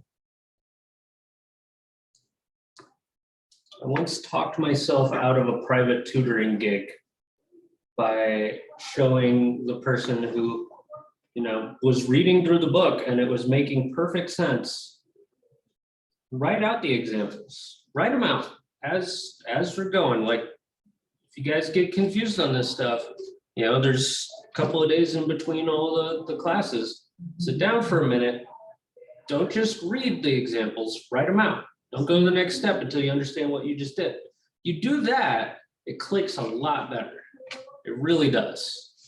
The problem is, if I tell somebody that who wants a private tutor, I never saw them again. Because apparently that's the nudge they needed. All right. So the instructions we're for the first two to convert to scientific notation, for the third one to convert out of scientific notation, and for this one to fix the scientific notation. So for this first one, to convert it to scientific notation, we know that scientific notation is always some digit, point, blah, blah, blah, times 10 to some power, right? So if I'm going to convert this to scientific notation, I need the decimal after that one. You can very clearly see that I was not going to end up writing that 8 correctly. All right, 2, 3, 4. We count how many times that decimal is going to move over to be between the 1 and the 8. I'm going to try to fix that. I'm going to make it horrible. We're going to try. Oh my God. Ink was wet. Just slid everywhere. There we go. I don't remember what it was now. 18386.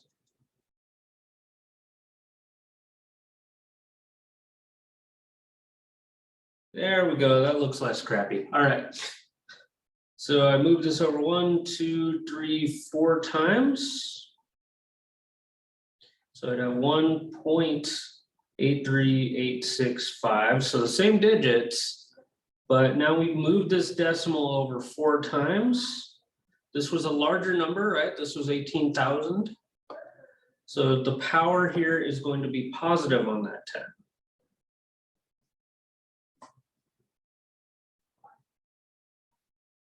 Okay. I think that's what I wrote. Yeah, it's totally what I wrote. It'd be really awkward if I like wrote something wrong and I did it wrong and everybody else did it right. That'd be, pretty fun. I wouldn't put it past me. I really wouldn't. Okay, what is it with me and 4s? I don't understand. I pulled a bunch of these problems out of thin air, and we have, awkwardly enough, we have 4 problems that end up with powers of 4. Okay, so to scientific notation, again, move that decimal point until we get past that first digit. So we know we're going to have a 3.6 times 10 to a power. We count how many times we moved over, which was 4. And then we say, hey, was this a large number or a small number? Pretty small number, right? 0.0036. So we're going to have a negative exponent on that power. Now, if it makes sense to you, you might notice, hey, if we move that decimal to the left, then we're adding to the power. It's getting positive. If we move that decimal to the right, we're subtracting from that power. It's going negative. That does work that way. I just don't like it. Doesn't click in my brain. I can't explain something to people that isn't clicking for me. Okay. Now we're going to convert this one out of scientific notation. So we look at this and we say, okay, we have 10 to the 7th power. That means this is a large number, right? Earlier we did 10 to the 6th, and that ended up being the millions. So you can imagine this is going to be a little bit larger, right? So that decimal point is going to move over 1, 2, 3, 4, 5, 6, 7 times. Well, not the nicest way of writing that. And see why I usually rewrite them. But every time it moved over where there isn't a spot, I put a 0.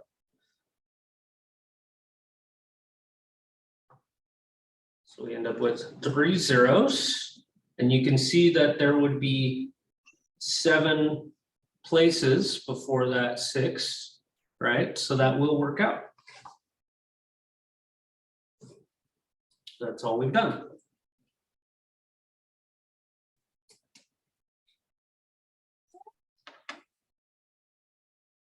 Zeros always got a tail. They always look like 6s.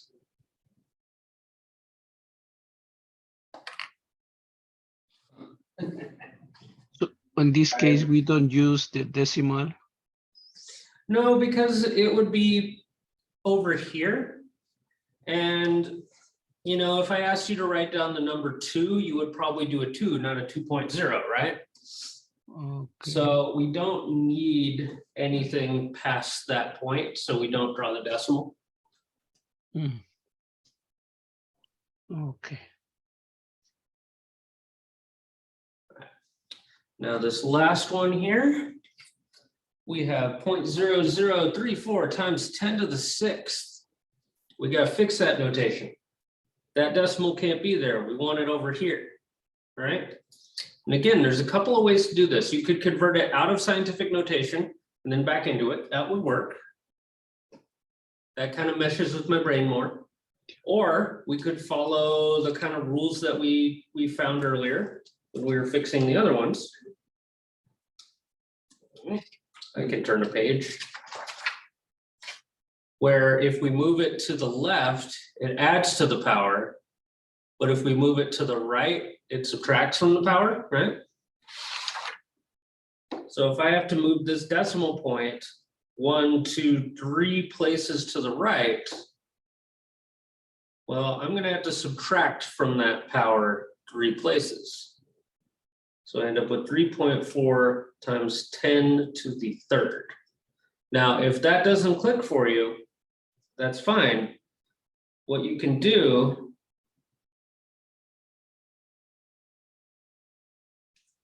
is just kind of look at it and say, okay, well, if I got this out of decimal or out of scientific notation and do a decimal number, I would take this number and move that decimal 1, 2, 3, 4, 5, 6 times, right? So I'd have 0.03400. Well, when was the last time you put a 0 in front of a number randomly? You know, if I had the number 2, it's not 0.2, it's just 2. So you would say, hey, I could drop that, it's 3,400, and then convert it back into scientific notation, 1, 2, 3, and I'd have 3.4 times 10 to the 3, because I only have 3 times. So you can just convert it out and then back in. And like I said earlier, I kind of do that in shorthand, kind of in my head anyway. That's kind of how it works for me. I literally look at this and think 1, 2, 3, 4, 5, 6. Okay, how many did I need to go? 3 less than that. Okay, well then that's going to be, you know, 6 minus 3, 3 less than that. I get that I'm just kind of, you know, making it harder on myself a little bit there, but That's what I did when I got stuck, yeah, the last part. this way. Yeah. I just got stuck right there and I didn't know. Mhm. And you can remember that at least for fixing scientific notation, if you have to move it to the left, it adds to the power. If you move it to the right, it subtracts to the power. So that's why, because in the number 11, so we move, let's say 7 times in. Mhm. So that one moved 7 times, so we had, after that 6, there's 7 place values, right? Okay, Yeah, because that's what's happening there, is that decimal point is what's moving. So that's not actually going to be considered as much. It's going to be 7 digits from here. in the number 12, so we just run 3 times. We just move 3 It times. moves over 3 times, so the power actually goes down. Because this was a large number, but the decimal point was further over than it needed to be. Oh, was a little tricky. It is quite tricky, I won't argue that. Okay.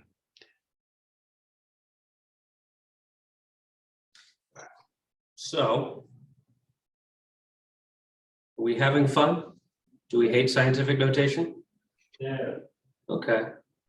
Shall we make it worse? sure. Let's make it worse. This is how we multiply them together.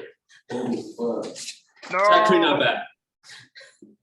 It's actually not bad because we can take advantage of several of the rules we've already learned. We know that the commutative property means I can move things around and multiply different numbers together if they're all multiplied, right? And then if I'm multiplying two numbers with the same base, I can add the exponents. Well, that's exactly what you do here, because scientific notation is literally a number multiplied by another number.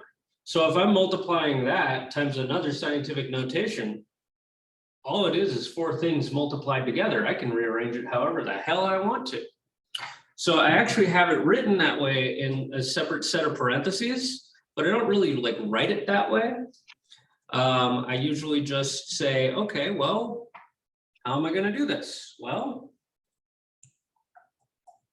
spotlight thingy. If I'm multiplying this number by that number, all you really have to do is multiply the number parts together. So 2.3 times 9.2, and you get 21.16. And then 10 to the 5th times 10 to the negative 13th. Well, those have the same base. They both have exponents. So I add the powers. 5 minus 13, we end up with -8. So you have 21.16 times 10 to the negative 8. But it's not in proper scientific notation. So we have to be able to move that decimal 1 to the left. So we get that 2.116 times 10 to the negative 7. So this is where fixing the notation comes in. So a lot of times when you're doing actual math with scientific notation numbers, you will end up with something that's not proper scientific notation more often than not.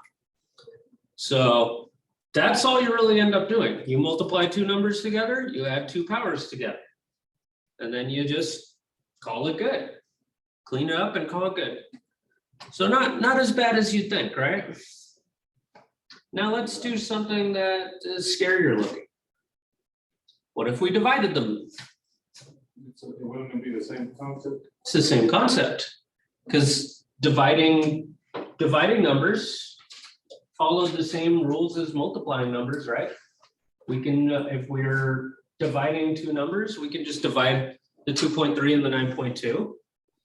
And if I have 10 to the 5th divided by 10 to the negative 13th, remember you subtract the bottom power from the top power. So we'd have 5 minus a negative 13.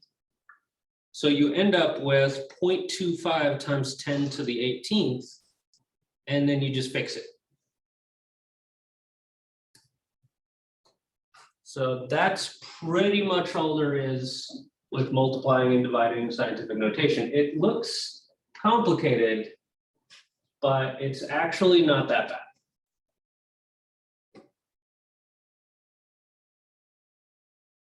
Woo! I saw that meme and I thought it was very, very fitting for this. Yeah, We're here, 7 years on Earth. I have a quick question. I have a quick answer. Would you ever have to divide, multiply, add, or subtract a scientific notation by a root or whatever? Scientific notation multiplied by a root. I mean, I imagine, yeah. Okay. You could do that. I haven't run into a situation where it's come up, but anything in scientific notation is just a number written differently. So, you know, take that how you will. If I was multiplying or dividing it by something funky, I'd probably end up embracing decimals, you know, convert it to decimal instead of scientific notation, and then divide it by whatever the heck I got to divide it by. Okay. Yeah. Yeah, nothing fancy, nothing special. It's just they're numbers. So you deal with them however you can deal with them, and there's not really another way of doing it. Let's see.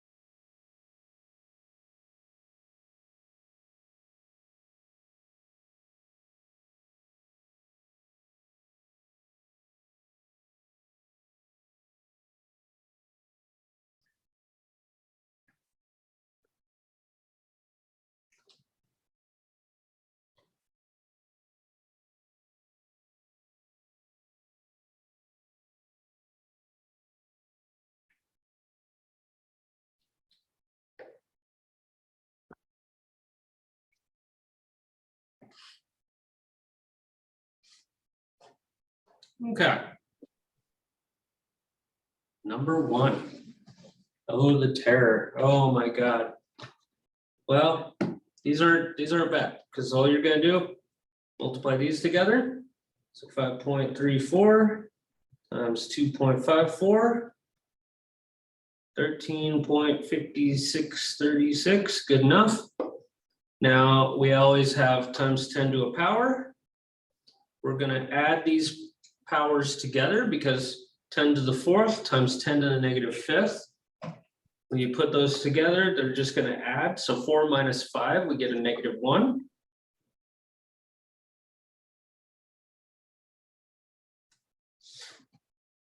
Now, something like this, fixing the scientific notation could be kind of fun, right? Because like we covered a minute ago, if I move it to the left, I'm gonna add to the power, right? Well, if I move this to the left to fix its notation, I would have to add 1 to that power. What happens? I end up with 10 to the 0. What's 10 to the 0?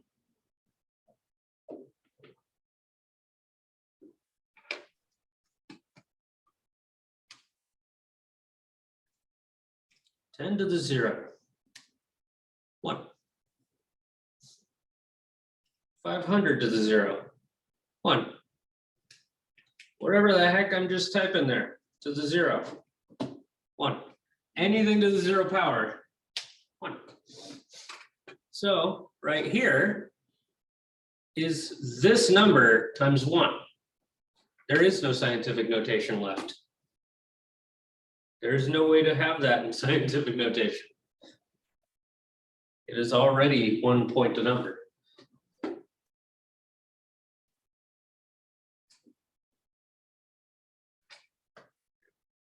Didn't really need the parentheses on number 2.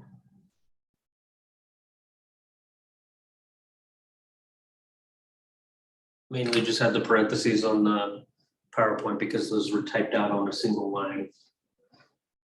So I am dividing numbers on number 2. So what we're going to do this divided by that, the 1.5 divided by 3.2.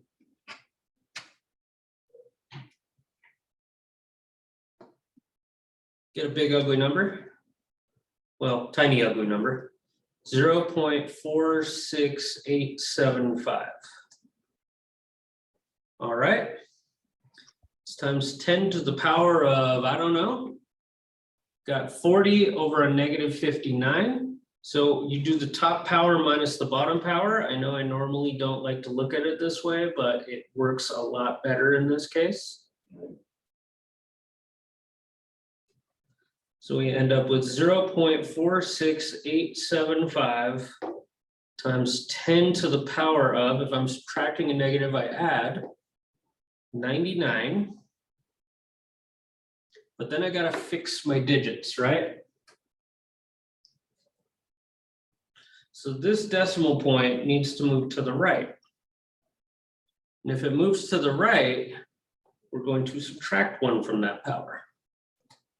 So I end up with 4.6875 times 10 to the 98.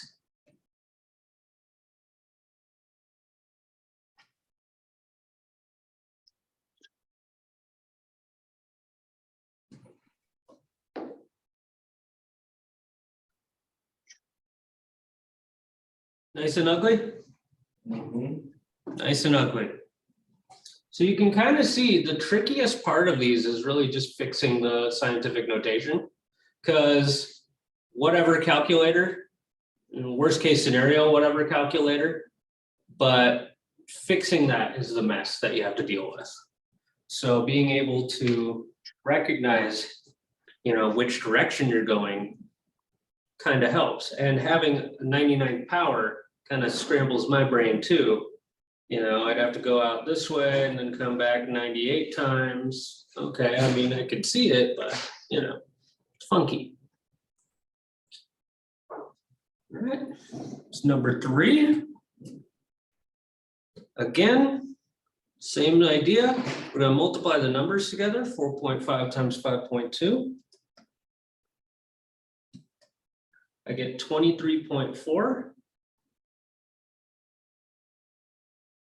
times 10 to the power of, I don't know, I gotta add the powers, negative 14 and 3, since again, they're multiplied together, you add the powers.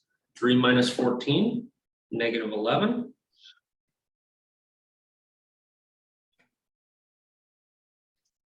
I need to take this decimal point and move it 1 to the left. And if I'm moving 1 to the left, I'm going to add 1 right here. So we have 2.34 times 10 to the negative 10th. And that is now in proper scientific notation, so we are good.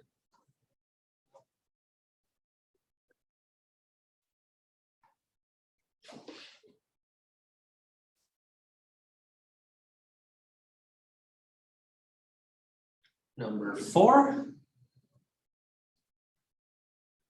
Same idea. We are now dividing these. So we'll do these numbers divided, 6.1 and 1.2.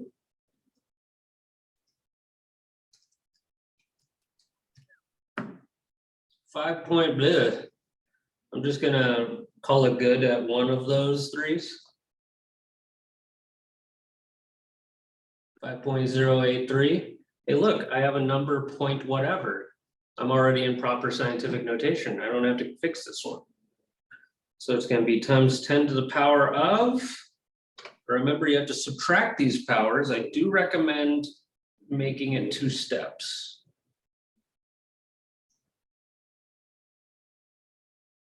You might not need 2 steps, but if you're even unsure, even in a little bit, I recommend 2 steps just because you're subtracting a negative power in this case.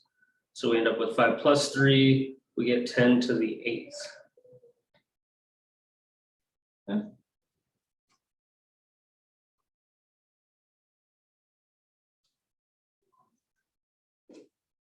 What do we think?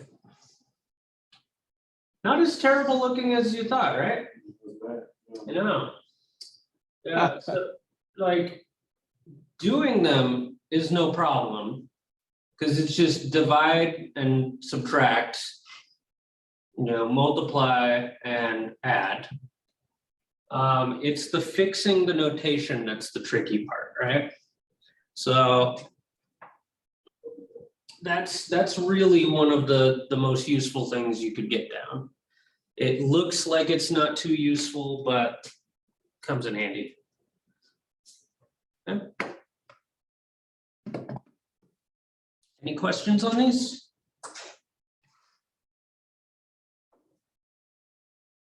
Okay.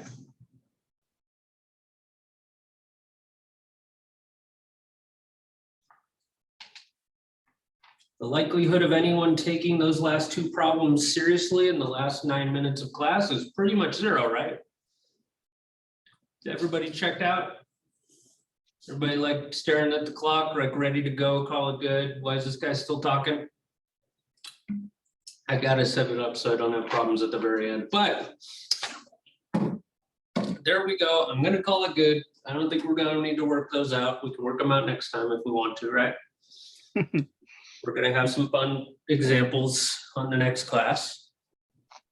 I will say if anybody's planning on retaking this class, I have gotten the heads up that in the summer, it's going to be a little bit more awkward because of the scheduling for the security guys. So instead of twice a week, 2.5 hours each time, it's going to be 3 times a week, 2 hours each time, which is funky. I might shave off 15 minutes from each of those.